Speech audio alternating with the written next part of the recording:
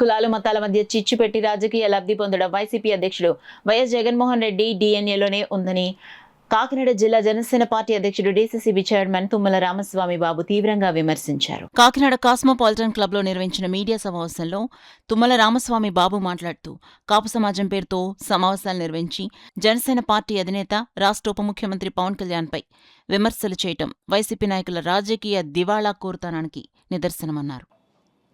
మీరేమైనా మీ జగన్మోహన్ రెడ్డి గారికి తొత్తులుగా ఉండడానికి నిర్ణయించుకుంటే మీరు ఏదైనా పదవులు సాధించుకుంటే సాధించుకోండి. అంతేగాని కులాన్ని అడ్డు పెట్టుకుని మీరు పదవుల కోసం ప్రోకలాడితే ఈ కులంలో ఉన్నటువంటి యువత అందరూ కూడా మీ మీద ఎదురు తిరిగేటువంటి పరిస్థితులు ఉన్నాయనేటువంటి కూడా ఈ సందర్భంగా తెలియజేసుకుంటూ, అలాగే గీత గారు కూడా వీళ్ళందరూ మాట్లాడుతూ ఉన్నారు. గీత గారు కూడా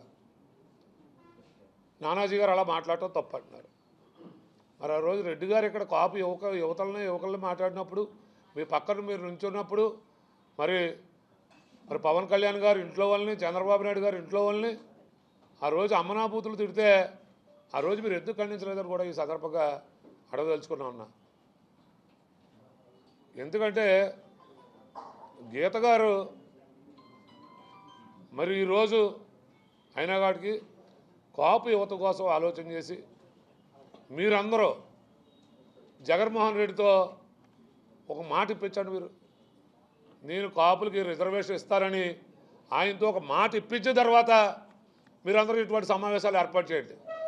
మీరు అతనితో మాట చెప్పించకుండా మీరు ఏదో ఇక్కడ కులాలను విడగొట్టి రాజకీయాలు చేద్దారంటే మాత్రం కాపులు ఎవరూ సిద్ధంగా లేరు.